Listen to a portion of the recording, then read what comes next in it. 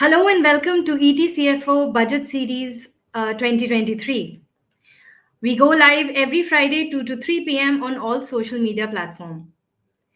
Well, this budget comes at a time when the world around us is facing economic slowdown and global recession, while India has said to be showing resilience.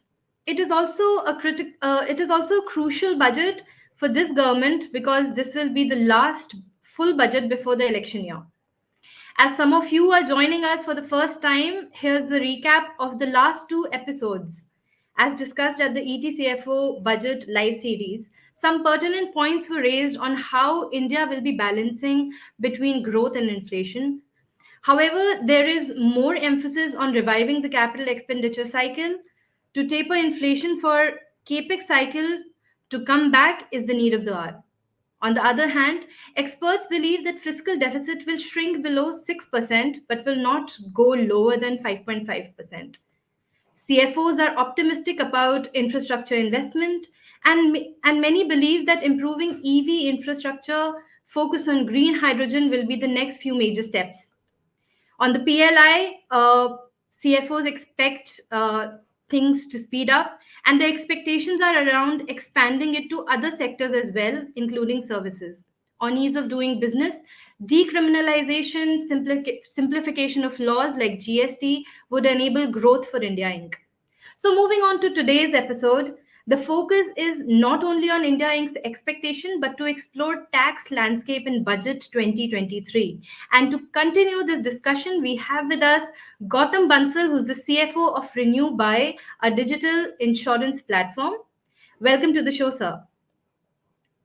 And then we also have Rakesh Nangia, who's the chairman of Nangia Anderson India. Welcome, sir. Thank you. So, to our community who have tuned in, kindly send us your questions in the chat box and we will try our best to get them answered. So, starting with the session, the one obvious question that we have for the panel is what is expected from the last budget for this government before election? So, Mr. Bansal, let's start with you. Okay, I think it's a crucial moment, at this time when the budget is coming in. A lot of global disturbances happening, while Indian story holds strong ground. So to capitalize on that, I think government, like you rightly said, some of the points, Vartika, that there are a lot of things that need to be done to bring money in the hands of, especially people who are not so, not so good not so good in terms of income, because the recent pandemic has really widened the gap in terms of inequality of income in the country. So a lot has to be done, which can be done in the form of taxes, some reforms, some relaxation, especially for middle income people. At the same time, a lot can be done on industry side. I specifically represent insurance, so happy to kind of say something about that. That insurance, while IRDA has recently taken a lot of regulatory steps, which has relaxed a lot of licensing requirements, and for example, file and use has been replaced with use and file kind of initiatives. But at the same time, a lot more needs to be done. Since especially the insurtech sector, which I represent, where we are trying to digitize through technology the entire insurance distribution in the country, which today stands at about 1% penetration, at a blended level across all products. And it is far behind global average of about 3% penetration of insurance. Where countries like US and Europe are even upward of 7-8%. So while government has optimistically set up a target of 2 to 3% by the next 5 years, I think a lot needs to be done to really support and encourage startups like us who are trying to bring efficiencies in the insurance distribution and trying to go deeper into tier 2, tier 3, tier 4 towns, trying to sell and make people aware of of non-mandatory insurance like health and life. So I think there has to be, a lot can be done in terms of, putting more money in the hands of such startups through tax SOPs, could be direct tax SOPs or indirect tax SOPs, as well as, relaxing certain regulations, for us to help us focus more on business and expand next 5 years. taking the social sector of Indian economy at par with global standards. All Yeah, right. Thank you, that's Mr. Vansal. Yes. So, Mr. Nangya, what about you? See, Vatika, in the budget, actually, you see that every segment of the budget, every segment where it gets affected, whether you are individual, whether you are corporate, whether you're FIs, whether you're partnership or trust, you expect certain sort of relief to come to them. In my personal opinion, if you see I believe the worst affected people are the people who are the salary people. They have always a very limited window of flexibility to mitigate or reduce their tax liability, and that too is happens through the saving schemes, and they are the worst affected basically. So one of the things which normally, and you'll be surprised, I will share you interesting statistics. 90% of the taxpayer, I'm just giving you ad hoc here or there, are people in salary who are earning less than 10 lakhs rupees. 90% of the taxpayer. Or put it differently, the number of people who are above a crore actually income are only 1.4 lakhs people actually. So you see this loaded segment, and they are the pain affected. Now here's a very serious dichotomy with the government. If government gives any relief of limited amount multiplied by 90% of the SSEs, it becomes a wholesome big fat money for the government to wave for that money. But at the same time, you cannot ignore that segment. This is a very fine balance to be done. But nevertheless, the expectations are extreme by the government, and there are logical, legitimate expectation and reason for them to demand this thing from the government.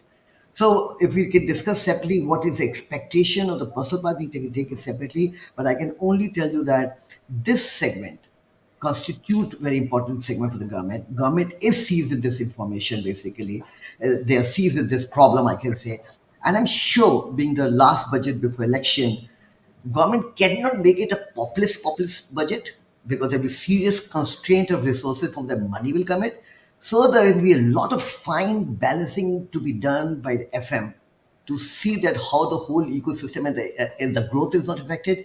There's an incentive for growth. And one of the things which I want to tell you, this is a golden time for country, for India, for the expansion, for the growth, which is never been seen in the past. It's a India decade. I can tell you that. If everything goes well, and government comes with a robust policy, incentivize everything, this will be India decade in the world. Not amongst a few countries, could be the only one or two countries in the world where you see a sea change coming in this country. And I'll share you a few important statistics as we go forward. Yeah, Rakesh. Definitely. Yeah, I think one point I had to elaborate, like salary classes he spoke about. I think the current system where there are two schemes in which you can adopt new scheme or old scheme.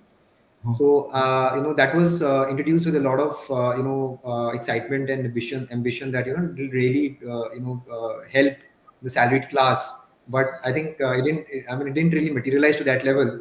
So somewhere that scheme needs to be revisited, to kind of really pass on the benefits that was intended by the government. I can So I add you think something So, if you on permit. that note, Mr. Nangya, should we expect a revision in the personal income tax new regime? Maybe an inflation adjustment or further rate rationalization, or to see actually an impact of the new regime which was intended to make. Why the scheme never took off the way it was, why the government brought the scheme. When you came, the scheme came, every individual, when I'm talking about 5 lakhs, 5 crores SSE is in that limit of 3, 4 lakhs SSE is the limit, everybody does save it. Everybody has a APE insurance, everybody has a PPF, everybody may be giving a loan repayment, everybody will be contributing to pension and everything. So you cannot stop those. And when correct, I'm investing money in those schemes, I should get a tax advantage. How can you forego my schemes which I've been saving money from past 10, 20 years? You say, no, I'm not going to get a tax advantage. No, I correct. will not have to shift it to the new regime. I think this was not either foreseen. Yes, there has to be incentivized. There has to be some incentive. Government needs to do that. Is kickstart in a big way. In a big way. Well, intent has not been achieved, which should have been there. I think that, and everybody is affected here. And I can Yeah, tell you, if you continue like this thing, I can tell you, even a person like me, if I'm using all ATC, I'm using all the schemes, why should I move out actually? In standard, why yeah, should I move out? correct. So Yeah. I think government needs to tweak it, make it incentivized, make it more attractive. Correct. That's right. So, And from a startup perspective, I can at least say that there's a lot of support that government is doing today on the startup side, in investments and all. But I think at the same time, a lot needs to be done on the ESOPs, to make unlisted, shares more tradable. There are some platforms that have actually come up to make ESOPs and unlisted shares on, or stock options more tradable. But I think there's some bit of government support required to really make them more efficient, and to really encourage people, like a lot of employees who are employed today in the startup sector. I think once ESOPs become more liquid, and the taxability of ESOPs becomes better, because right now it's at marginal rate of income tax, which sometimes becomes a huge amount of tax that gets paid out. I think it will encourage startups to give salaries more in form of ESOPs. It will save their cash positions. It will help them grow faster and bigger, and overall will impact the economy. So I think that's one major place where reform is required desperately at this point of the startups development, while we are in a mature stage right now, where I mean, like the recent all the news that's going around startups. I think most startups today are aiming profitability, rather valuations, which was the theme until a year back. So I think that's a mature stage of evolution of startups in India and of entrepreneurship. So I think it needs a lot of focus, on the ESOP side, is one important point that government should address this time. Sure. So while the panel believes that it the possibility of this last budget being a populist budget is a little difficult, because it might put pressure on the resources for the government. But we believe that the salaried people, the middle income people, they need some relief in the income tax regime, and we should expect something happening on that end. Moving forward, let me come to Mr. Bansal and pose a more specific question to you. That while there was respite for the fintechs and the digital companies that survived the pandemic, what are your hopes from this budget 2023 specifically for insurance industry? What will give more muscle to the business? We know that you've spoken about a few steps like ESOPs. You just spoke about that. You said that there's more money that's needed in the startup's hand. So you said a lot more needs to be done. So and there needs to be more relaxation on the regulation side. So if you can expand on that. Yeah, sure. So, for example, let's start with, GST, specifically for the sector, for the insurance and short tech sector.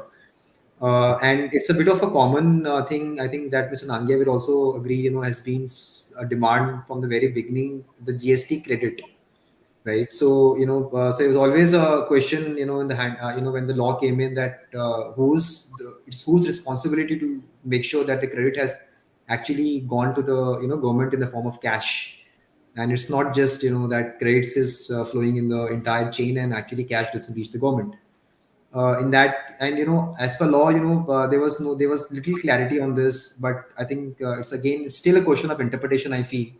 And most of us, chartered and lawyers, they would agree that the liability of an SSC is only until the fact that he has checked his vendors GSTR input returns, to see that if a certain amount that I have paid downstream to my vendor is appearing in his return as a credit, right? So I take credit of that particular amount and I file my GST return. But I think very recently, like everyone would have seen that there is a lot of issue that just came up on GST side in the insurance sector for the last few months. And the root cause of, I mean, is there has been some looks like there has been some loss of GST to government ultimately, because while credit flows were happening, and when everyone was claiming credits on the basis of the downstream input statement, but somewhere the cash didn't reach government. So I think one of the important changes that might be considered by government is that while we today have visibility of only one level down to see whether credit is there, there should be a visibility until the cash payment happens. So like I've got three vendors downstream in a chain under me who are passing on the credit, one up the other. But ultimately, is that amount actually getting deposited to government in the form of cash? So I, as an SSC, should have that visibility so that I can force upon my vendor, and probably stop his services, or do some deduction for GST if he's not depositing, if his even his downstream person is not depositing that cash. So I think that level of visibility which is there today within department. So GST department has that visibility, but I think SSCs like us, we don't have that full chain visibility of where actually the money that I am paying to my vendor is where it is actually landing up. Is it ending up in government's account, or is it actually ending up in one of the downstream vendors' accounts? So I think that is one major, thing, reform that I think probably seems to be, to me, as one of the root causes of the current GST fiasco that happened in the insurance sector, needs to be looked at. Other than that, I think on the regulatory side, like I was saying that a lot, has been done by IRDA. So we are an IRDA regulated entity. The current president of IIT, Mr. Devashish Panda, has done a lot of great stuff over the last 1 year in reforming the sector. But there is and he's continuing to do it. So, and I think there is a chain of things that are being planned out, and we just hope to see that getting implemented in the right in the right frame of things, how they are getting discussed today. So for example, there has been some caps on commissions, insurance commissions that can be paid as part of insurance, as part of selling insurance policy to agents and brokers, etc. We are a broker, right? And this is a social sector. It has to be regulated by IRDA, which is very much a model which is followed even in Western countries. So, very recently, IDA removed the product level caps. For example, today, there is no cap on the amount of commission that can be paid on, say, a particular health policy or a particular motor policy, while insurers have got caps at an overall level. That what's the overall cap? There's about 30% EOM concept has been reduced, expense of management. That around 30% of EOMs, within that 30% limit of EOMs, insurers at an underwriting license, insurers like ICICI Lombard, etc., can actually disburse commissions to the downstream brokers and agents like us. So that gives a lot of flexibility and autonomy to insurers to really, they can give, so they can end up paying 50% to one, commission agent, and end up paying 10% to the commission agent, as far as they're able to keep the overall cap in 30% of overall expenses that they incur, expense of management. So I think that's a huge relief that has happened, very recently. And while some of the insurers might still struggle because the cost structures of some of the traditional insurers are even beyond 30%, but it does push them to make their operations more efficient, to bring it within this 30% limit. And I think this goes a long way, in the insurance penetration in the country, in the sense that it actually also reduces the end pricing to the customer like you and me who buy insurance policies, right? So there is definitely some reduction in the end pricing that is anticipated in the next at least 2 years from here. At least 15 to 20% reduction is expected, especially in health and life side. With more technology, oriented startups like us making things more efficient, as well as IDA regulating the entire space.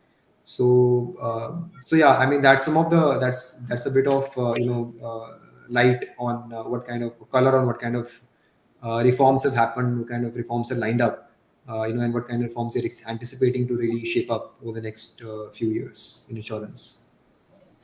All right. Thank you for those inputs, Mr. Bansal. Mr. Nangya, Mr. Bansal touched upon GST credit visibility. So, overall, if we talk about, there are a lot of changes that are expected from this budget under GST. So, what are the major policy changes that you expect happening this budget 2023, which, if not implemented in this budget, will be a major miss from the government side? See, Vatika, first of all, with the GST coming there, the GST started playing comparatively a limited role in the budget as compared to what used to be there earlier in the past for indirect taxes.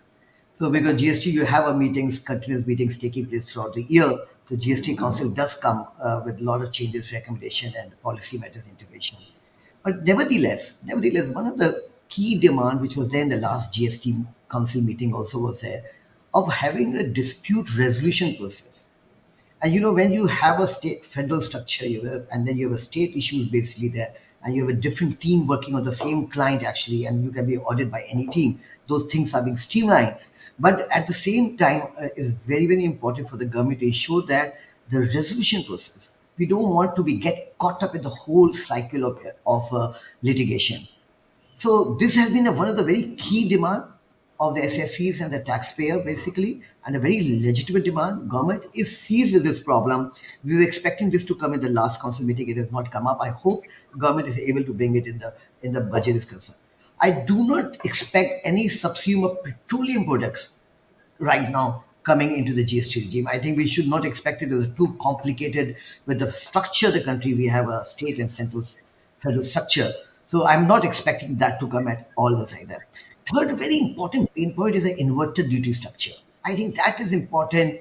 Your money is getting locked in a lot of things where your input you're paying much more and your output is much less actually, and this money and the taxes permanently get locked in the whole process, and you will never be able to take it out easily. So here, I think government has announced, has been discussed. Government is seizing this problem, has been talking about it.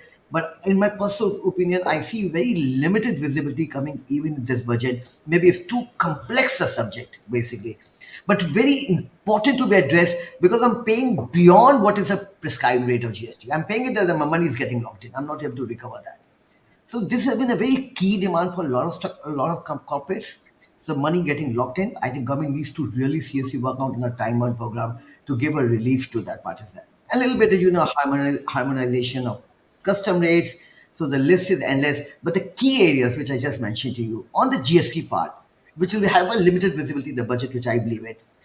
These are the few things which came in my mind. All right, so a tribunal is need of the hour in indirect tax, and also inverted duty structure, as you rightly said, is a major concern, which is time and again, come up in discussions with the Yes. finance chiefs. When we've had discussions at ETCFO forum. So, again, to our community who have tuned in, kindly keep sending us your questions, and we'll take it up with the panel as and when. So you touched upon a very interesting part of dispute resolution, and this is something that we would also want to explore with you. That for the government there will be tax revenue raised but not realized. So we have seen tax arrears amounting to rupees 16 lakh crore. Which we've seen at the end of financial year 21. Majorly because of ongoing litigation, which is a major concern for India Inc. So, is there another amnesty scheme expected similar to Vivad Se Vikas or Sabka Vishwas legacy dispute resolution system? What should India Inc. expect here? See, let me Vatika, one the important part is this government is always of scarce of resources. Government needs more resources in a developing country like India to fund the programs. So the money which is locked in, which is very, very high amount of money, and which is becoming illiquid actually. And hence seeing the past track record also where the government did realize a lot of tax money which was in areas in GST and in income tax both. The previous schemes which came in last few years were success schemes. So, in my personal opinion, where your litigation cycle goes through 8 to 10 years time, government must actually see that this money which is locked in is able to unlock it in a big way. I don't want 20,000 crores or 20,000. Let's come out when the money locked in such a high amount of money, a big chunk of money is government able to recover it. Because if you see historically the litigation history, the government tend to lose more cases than it wins it as it goes to the higher court. So a good scheme will unlock money, give liquidity to the government, basically hygiene the company, India's balance sheet also, the government balance sheet also, government tax areas also. And it's a money which has been doing nothing idle. You're losing value or opportunity cost. So it should be a blockbuster encouraging any scheme, and it should be a scheme where you are tend to force to go for that. It should be incentivizing it. Actually, people to come forward, pay the taxes, no prosecution, waiver of penalties, something waiver of interest, reduction of interest, whatever the government thinks is better, must seriously look into this, especially the time when you've just come out of the pandemic and there's a resource scarce, and when next year the revenue of the government is not likely to grow in the way the tax revenue which have grown in this year 20 to 25%. So government will be seized with the challenge actually. The government must look into this in a serious note, in an incentivized way. And I think since we are discussing GST, I think there is a serious requirement of a faceless assessment in GST, similar to income tax. It's a great job, it's been done on the income tax side, which puts, a lot of transparency in the entire process of assessment, which is desperately required in GST sector also. Right now, it's not there. All right. I think Thank you, Mr. Nangia and Mr. Bansal, for the. Yes, sir. there was already something in the news, government may be contemplating that. I think I can see that after the success in the direct taxes, right? I don't see it is being ruled out because it needs a massive technology innovation and transition actually. But I think I can tell you it is just a question of time. I hope government will definitely look forward working in that direction. And especially when your business has gone into so many states and you can't go to states. And today all corporates, you may have presence in 10 states, 20 states, managing queries, litigation, investigation, appeals, and everything is a big challenge. Actually, I think I can tell you it's a question of time only when we see this. Okay. All right. On that hopeful note, I'll go to Mr. Bansal and I'll ask him a very specific question.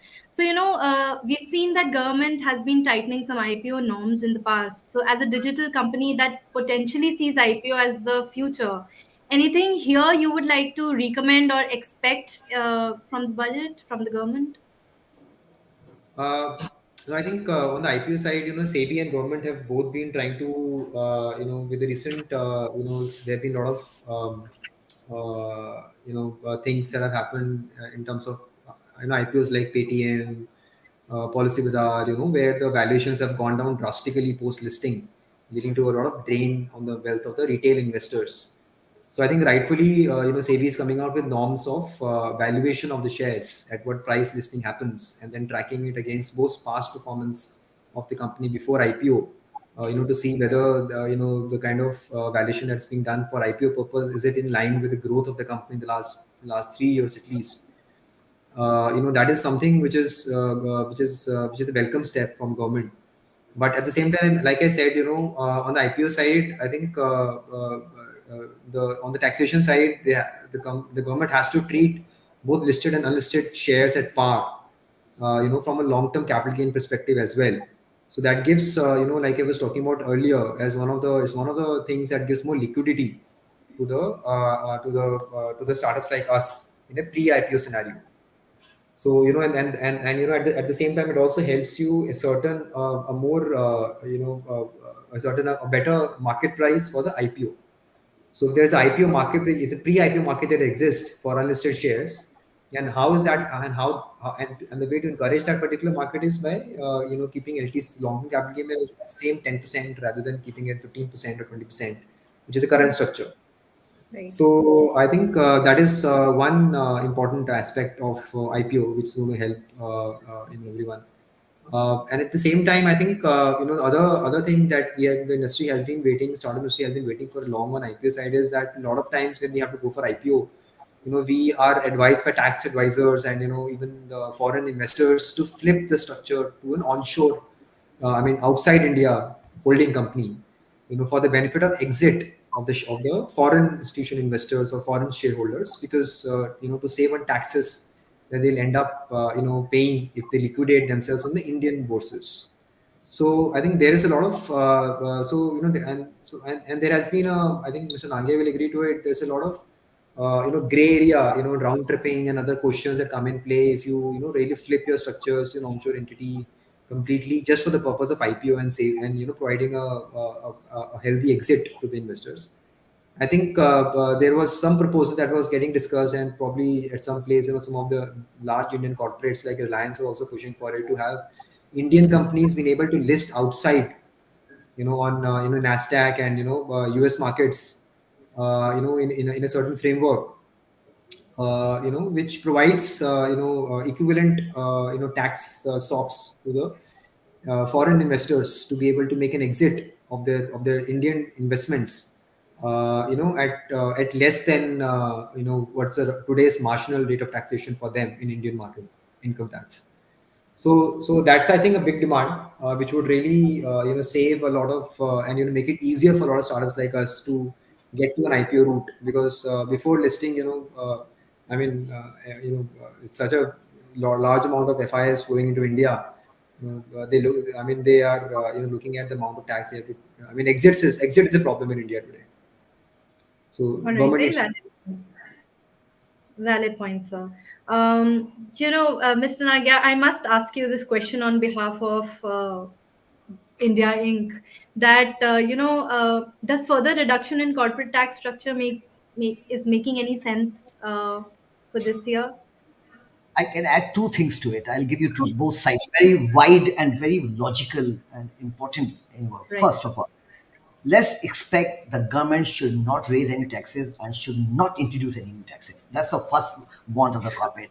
At this time, when the country is just come out and has been a shining star, let's incentivize them. Don't burden them with additional taxes and no new taxes. So, like there was a buzz at times of inheritance taxes. Let's not talk about it. We can't afford to have it like that. Second part is basically reduction of taxes. Let's forget it. Just don't even ask from the government. Please take it out of your wish list. But I need to tell you where is important. When we have a manufacturing taxes of 15%, where the sunset clause is till March 24, and there's an expectation to go to 25, I don't agree with people who are making this. I want this 15% to become a part of the statute. It should be permanent tax for manufacturing company for all time to come, rather than making it go above 1 year by 1 year. See, when you start up a manufacturing ecosystem, don't expect you start manufacturing immediately. Like you put up a plant of a 300 million, 500 million, it takes 2, 3 years cycle to put it out. And by the time your exemption goes away. No. Worldwide, the corporate tax rate is 15%, which has been come under the OECD model, the sure minimum tax rate is there. And then a lot of countries have this thing. You're incentivizing manufacturing. And when you incentivize, what are you going to do for 1 year? What are you going to do for 2 years? Why only small pocket and investor takes it when you come for that limited time? This 15% should be part of the act. There should be no expectation keep this life. This is have a sunset clause. This is very important. And I tell you another part. Today, the manufacturing share in the whole ecosystem has gone down. It's close to 15% now. And if you have to really, you see what happened to the China. They say it happened only because of the manufacturing. Actually, we cannot afford it. You have to incentivize them. Today, you introduce PLI. Why? You incentivize manufacturing and a little bit of service sector, basically, right? So please keep this in a statute. The manufacturing gives you a GDP, gives you employment, creates wealth for the country. Make your country strong. You standalone manufacturing is in a developing country is a very important force actually for the government to spend money and robust. You give employment. Everybody needs an employment in the country. You become independent. You're not dependent on country. Like give you classical cases. Do you know what is the deficit with us with China? It's gone highest in this year. $100 billion is the deficit. Why? Because the China manufacturing is very strong. And by the time the government starts now, it will take a decade when you will be able to counter that. But it's always government has started it, but the stream must continue. So the rate should be favorable, the ecosystem should be made easy. And one thing which they need to touch it is very important. See, I'm on this side of the business, is ease of doing business. And I want to touch you why. Ease of doing business, a World Bank ranking has dramatically gone down. But when you go down to the state level, here becomes a very important matter actually. Does it really go on down in the system? I think the government needs to have schemes, one window, and everything is there. It will be better than yesterday, but it should be much, much more better on an accelerated note.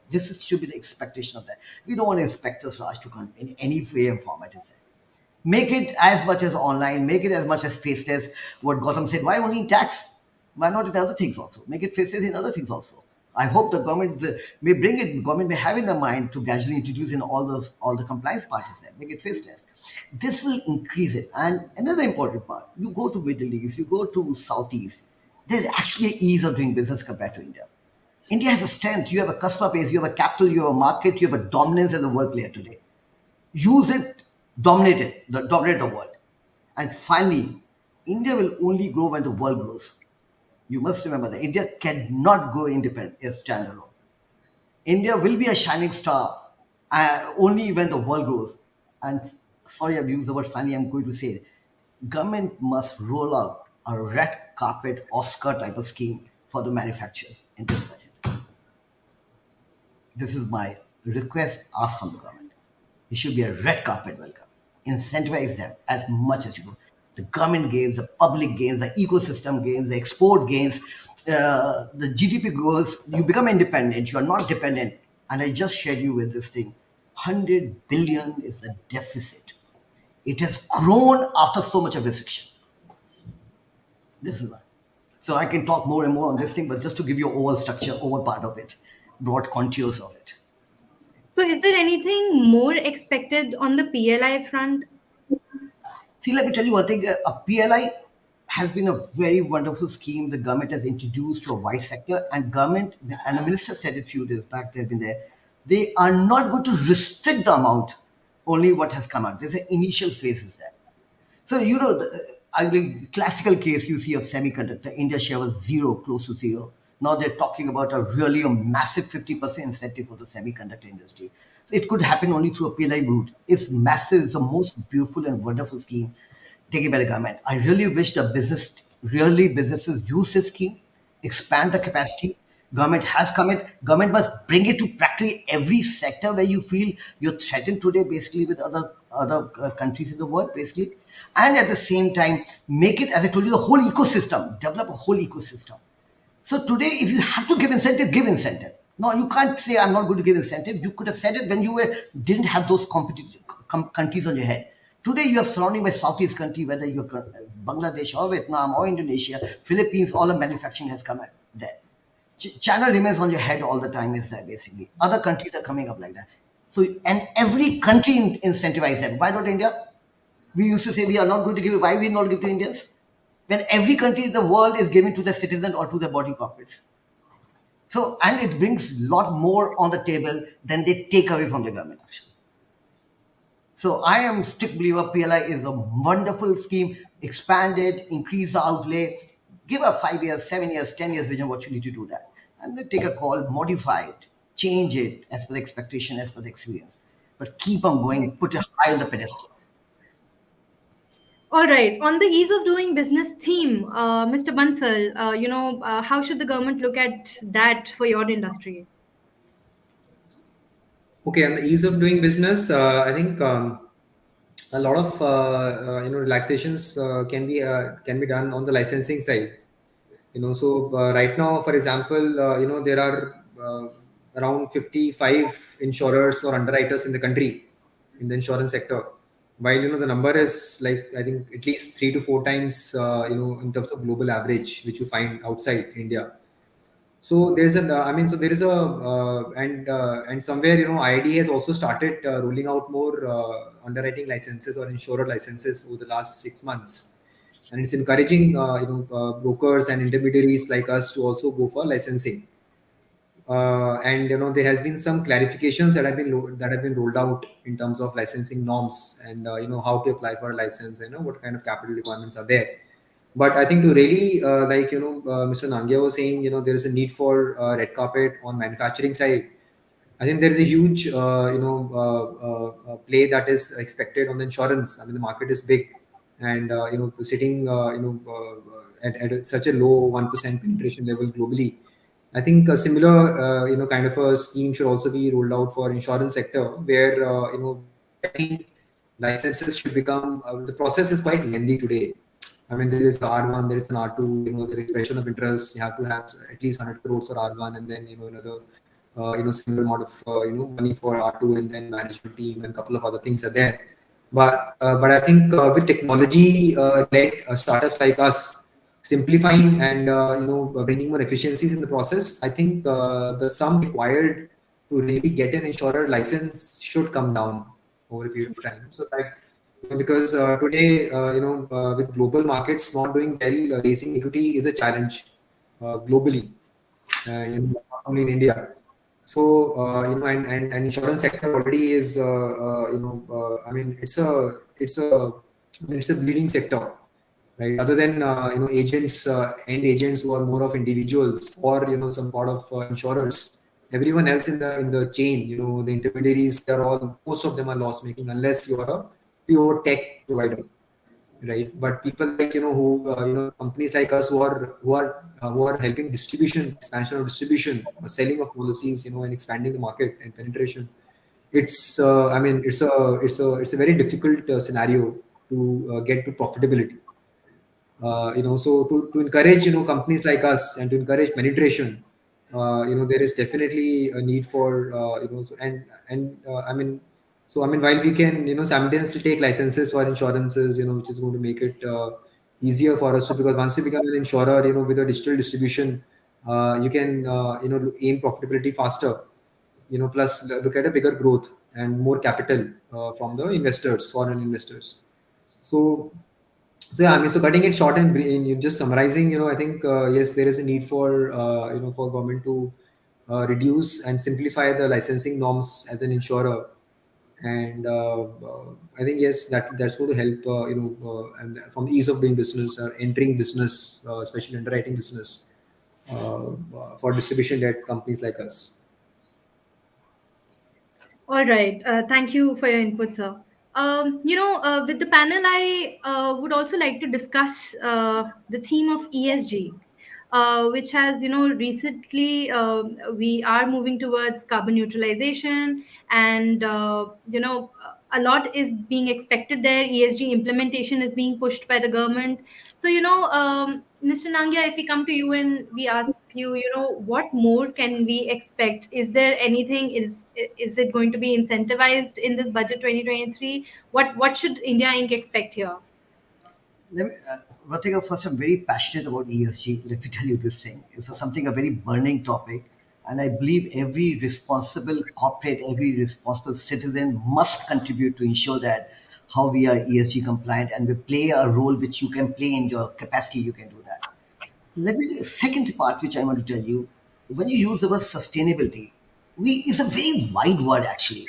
So what happens? It includes a spectrum of topics actually. It includes environmental to human rights to supply chain management to customer privacy matters to ethics to disparity, reflecting shareholders, customers, and what they corporate impact the society. So it's a very wide sustainable when you talk about it there.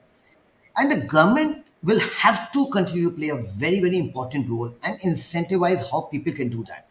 A beautiful part has happened. There's a sudden awakening of ESG. It's becoming a buzzword, not limited to India. It's a buzzword in the world today. And it is being introduced as a mandatorily compliance and expenditure to be done by the corporates practically worldwide in a graduate way, basically.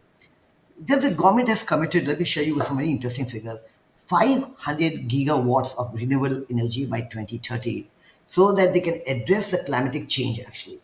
This is the transitional energy transition journey for the first phase for the next 8 years is concerned. So what can we expect from the government here is to concern? So there's very dire need of the government basically to accelerate the energy transition journey. It is very important for the government to allocate funds for capacity development and technology transfer. This is the first want which the government should play a role because government will have to play a catalyst role and government will have to play an active role also. Both the role government will have to play here is concerned. So this is one very important part where the government need to do that about it. Second is robust policy interventions is required by the government. Government needs to introduce efficient financing mechanisms to ensure that the continuous fund flow coming to the government, to the sector is there so that they can spend the money on ESG part is concerned. And you know that the Reserve Bank of India came up with the first ever sovereign green bonds of worth Yes. less than 2 billion sometime back, basically, right? Right. And this was the first green bond to focus on solar energy projects initially, right? Right. And then to the small hydro. Now we need this type of changes, this type of new tranche, second tranche of sovereign bonds on say waste of energy, like it has come on wind and small hydro projects and solar power. Why not it should come on a waste energy? The government must also, in our opinion, I'm sure might be looking to issue such type of bonds. It shows the commitment of the government. It shows the fund availability. It shows the money which you're going to spend on this thing. And the best part is there's a commitment by the prime minister actually. Not till 2030 is the one commitment. Right. 2070 is one commitment basically. And I think the government seems to be very clear. And you know your cost of the funds will go up if you're not sustainable, you're not compliant to EBA. Your lenders will not give money, or the certain funds will not give you money at all. I think we can see from the startup also we can find it out. Does this one of the thing which you find Gotham like that? Okay, the government, the funds will only come up if you are compliant. There's really a serious awakening, I can tell you one thing. And every corporate, even where it is not mandatory, are coming up now. Because the government has only made it mandatory for the listed company, top 1,000 companies, and the supply chain company. Imagine the fallback of supply chain company. Supply chain means every vendor of yours is also compliant. Right. So see the snowball it's going to have it. And let me tell you, you see some visible changes in the day-to-day life, which I'm seeing it, observing it, because I'm a little bit strong on my head on ESG, to see the changes taking place in the society for better. It's Right. a sudden awakening. It's sudden awakening. Like you put all the gas on the pedestal. Yes, we are moving in that direction because it's a need of the hour. Everyone is witnessing a climatic change in their life today. See what is happening to US. See what is happening to crop pattern cycle is happening in India. Anywhere worldwide. It is for the survival of mankind, survival of us, survival of quality life, actually, better life. It should not. And today, see, it takes 50 years from now to become neutral. Imagine what will happen in there. What will happen. So this is it's a very interesting, passionate there, and government is very aware of it. I think, and stakeholders. It's a beautiful combination. Businesses, stakeholders, fund houses, everybody is working in this direction. And globally, every government is working on it. That's my take on this. Yes. No, I Right, think you're sir. right. Very rightly said. Yes, Mr. Bansal. Yeah, so I Yes. mean, like Mr. Nangia was saying that ESG, although it's a mandate for listed companies, but for unlisted companies like us, which are funded by foreign investors, who are UK and US based, and like you said, in supply chain, if a company's ESG applicable, then it applies to the entire chain. Similarly, for us, our investors, their ESG applicable, so it comes on us at the as a consequence. So, anyways, we are incurring those costs, today of being ESG compliant, for our foreign investors. So, Kautam, you are So, being a good corporate, a good citizen. Everybody has to incur that cost. It should be taken as a dice like any other cost. yeah, correct. So, yeah, and I think, I mean, from that perspective, a lot of government support, should be provided, especially in this startup sector, to be able to bear those costs. Maybe in the form So of you're some right. incentives. Yeah. Yes, sir. You were saying something. I'm sorry to cut you. No, I'm just saying that any kind of putting that expense to some extent back in the pocket of startups, or maybe sharing that expense with startups, would help. Could be in the form of any credits, tax credits that can be given to us, or maybe green credits, that can be given, that can be utilized for any other statutory payments. That could be one way of giving it back. All right. So the while the theme of ESG is actually very large, as you know, Mr. Nangia also mentioned, a few things that the panel wants is, we are in a dire need for an energy transition journey, which means more capacity development at that end, robust policy intervention when we talk about financing mechanism. Uh, and which means proper funds for ESG should be given to the corporates. And while on the other hand, of course, the corporates need to be incentivized to, to also be enabled to then implement ESG. So great. I think we've really had this interesting conversation today for what India Inc. is expecting in budget 2023. Before we end our discussion today, we would want the both the panelists to give their concluding statement and sum up our discussion today. So, for Mr. Bansal, I have the question that what are the challenges that you feel that the government should be aware of in your industry, and what will be major miss from the if what are going to be the major misses if the government is not going to consider those in budget 2023? Yeah, so I think from a industry specific standpoint, insurance and insurtech, it's a relatively small industry today, and like I said, a lot of technological investments are going on in the sector. But since the margins are not that great in this particular industry, so companies like us are not able to really spend at the same pace as required, to take this penetration in India in the social sector to the levels of global average. So I think from that perspective, to help companies like us spend the right amount of money on technology, I think there should be some form of incentive that should be given for the tech expenditure that we do, so that it kind of government can probably sort of share some burden of tech cost that comes up, because it's a I mean it's a huge cost that comes, and it's like a capex. And in this cash strapped economy, especially for fun for bleeding startups like us, dependent on foreign capital, I think if Indian government takes some share of it in the form of whatever we spend on technology side, I think that'll be a big that's something which is required today's need of the hour to really grow at the same pace. For example, insurance claims, for example, today in India are completely manual, right? For even for a motor claim, there's an inspector who will come to your place, and he will inspect the vehicle, and then he'll submit a report. Then you're required to submit some hard documents to the insurer's office. It takes about a week's time, to trace those documents, and then ultimately it takes a month's time to get your claim, which may still not be 100% of what you think you're entitled to as per the policy, right? So this entire thing can be easily automated, and we've got some brilliant minds in the company who are working on artificial intelligence and ML, machine learning based algorithms, which seamlessly helps you inspect the entire vehicle, motor vehicle, for example, or maybe in case of health insurance, the person who's the patient can be seamlessly inspected, for his for the damage that has been caused to the vehicle through an app, right, which is an AI based app, which geotags the vehicle, which locates the damages, which also geocarbons the age of the damage on the car, and accordingly works out an estimated amount of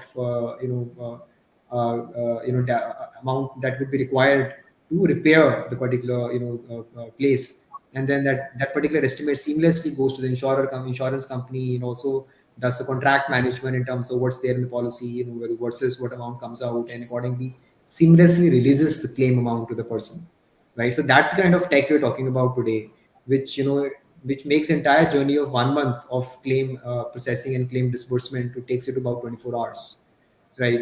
So that's one part of it. And the underwriting, I mean, we are, for example, just to give you some flavor, we are working on some really, again, AI logic, which not only draws on from the historical, logics of underwriting, but looks at the current, your lot of online activity that happens for people like us. Like, it captures the demographics, it captures your transactions online, it captures your your capability to pay, your intention to pay, and all those areas, which does constitute a major portion of underwriting, and helps you devise new products on motor health and life side, and create more efficient products on pricing side, more customized products suited to a particular demography or particular profile of an individual. So all this is something which is path breaking, which is kind of something which is new for the entire world to adopt. So all these technological things, I think either, and I think government is doing some part of it. While government, National Health Authority is trying to create some common database like we have on financial side, RBI has done, in terms of you easily get hold of FIs, financial institutions easily get hold of your financial information through a centralized database, CKYC and other things. A similar national health repository, something which is something is a need of the hour, which cuts across all private hospitals, all your medical records, all clinics, and insurer has got access to it, or companies like us has got access to it, to be able to easily underwrite or process claims seamlessly and give the right, kind of. I mean, so all these steps are something which would need government support, maybe in the form of their own tech development, or in the form of encouraging companies like us to undertake those expenses in the form of credits. So yeah, I think so. These are potentially the areas which government would have to really look at this year, and could be a big miss, from a global standpoint. Because I mean, if, like Mr. Nagia said, India is on the stage of being a global leader in the next 5 to 10 years. So I think these are the things which are going to be path breaking to take us to that level. So while that was on the part of what insurance industry is expecting and wishes the government should address, Mr. Nagya, given your experience and as you're an expert here on the panel, we would like to know that what are the priorities that you foresee in this budget that India Inc. should watch out for? Just to a little bit, I will rewind a little bit. Let me share you one interesting matter, facts. This year, the global growth will be only 2% as compared to India's 6.57% there. So India stands much, much more better, basically. Let me be very clear. China is not likely to be the global growth engine at today where we stand today, basically. What we're hearing about is that. So it becomes an extremely positive, extremely a golden opportunity, basically, before the government. How we can actually there can be complete transformation of this country in a decade, actually, in a big way. And this we should not lose out of it. But nothing comes unilaterally. It is not very well easily said and done. The point is your external factors are all government of India. For Indians, you are all favorably placed. Your inflation is comparatively much better as compared to other part of the world. You see what is inflation is there. And in India, you have 5-6%. UK was 9% yesterday. US was 6-7%. And US few cities have become the most expensive cities in the world, actually. So it's a serious issue worldwide, is that basically. The half of the world is under recession. We have got news from US, from our Anderson headquarters. US is heading for recession. We are talking about that in this year. Whole of Europe is under recession. China has in a bad state. Japan is under submission. 80 to 90% GDP of this country is of the world is under recession. You and India growing is 6-7%. This is a remarkable where we have placed it, and we must push it high, as I said it again and again, as a really on high on a pedestal. Buoyant policy, expansionist policy, ease of doing business is concerned, sector-wise, address sector-wise change. And finally, we all surprised and perplexed. We have a 20% growth of revenue, tax revenue. Your GST revenue is growing. And if this momentum continues, I think government will have much more money in the pocket to spend for the growth of the whole economy is concerned. So government can a little bit do compromise, making a little bit of populist budget, but it should be a revolutionary budget also. It should be completely out of box thinking at the last year of this current government. Come out as a really hard hitting statement for the world. That's what India can do. And today you're much better placed as compared to every country in the world in all facts and figures. And finally, you're inching towards closely to 5 trillion economy. It seems visible now today. Maybe 2 years down the line, we thought we had been pushed back badly, but now we are inching closer to that. It's not too far away. It's 2-3 years down the line only. 2-3 years down the line. So we expect tax-wise, we expect we ease of doing business is concerned, welcoming the industry, getting employment, manufacturing sector. Don't ignore service sector. Service sector countries more than 50% actually, 55% actually of the total GDP. So let's India as a whole actually give a blockbuster budget. This is what I expect from the FM actually. And India is already the most populous countries. I think already displaced China from that position. So I think your words seem to be coming true. Yes, one thing I'm a little passionate about it, but this is true actually. I believe it can be done. I see visible change taking place in the country. I give you a small example. Did you ever realize we're talking about 100 lakh crore of Gati Shakti expenditure? Do you think about expenditure you're doing on roads? Do you think what you're doing in airports? What on aircrafts? Today, Boeing is coming to India, Airbus is coming to India, Apple is in India. So it's just only a couple of things. Everybody will be there because country has started looking inward now. You have to look after my country. You want to make money? Put up a plant in India. Give employment to my people. Earn money in India. You're earning money in India, give it back to the country actually. And this is happening in a big way. You have started looking inward, which 5 years down the line, you see past, everybody was looking globally. Now you're looking inward. And it's not India's looking. Worldwide, every country is looking inward now. They want their citizens, they want the growth of their country to take place. Also, if there's a policy for investment and incentivizing everything. So I am very, very buoyant in this decade. I'm not talking too far away. Started already 2 years have gone by. And a very positive development, a new phase, a new change, a beautiful change by the end of this decade for this country. So we really appreciate your passion, and we share your passion as well. So as India stands at the cusp of growth and resilient path, expectations are high. Expectations are for the budget to be revolutionary. So It's a much awaited budget. And, on that note, I would like to thank both our speaker, Gautam Bansal and Rakesh Nangia, to be part of our live series and share their views with our community. Thank you so much for this discussion. Thank you, Vartika. Thank you. Thank you. Pleasure being. Thanks, Thanks, Vartika. Gautam. Thanks. With you also. Thank you, And sir. to keep the budget 2023 discussion on, we have another episode coming next Friday. So all of you stay tuned. Thank you. Thank you. Thank you.